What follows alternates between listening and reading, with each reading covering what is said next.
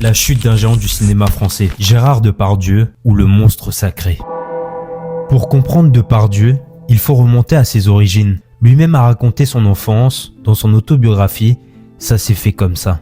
Et ce qu'il dit est hallucinant, mais nous y reviendrons plus tard. Il est né en 1948 dans une famille pauvre du centre de la France. Très tôt, il quitte l'école et traîne dans la rue. À 10 ans, il commence à voler. À 12 ans, il aide des trafiquants à écouler de la contrebande. À 16 ans, il fait de la prison pour vol de voiture. Il raconte aussi qu'il a participé à des viols collectifs dans sa jeunesse, sans aucune honte. Il décrit la scène avec une froideur glaçante, comme si c'était normal. Mais Depardieu, c'est aussi un monstre de talent.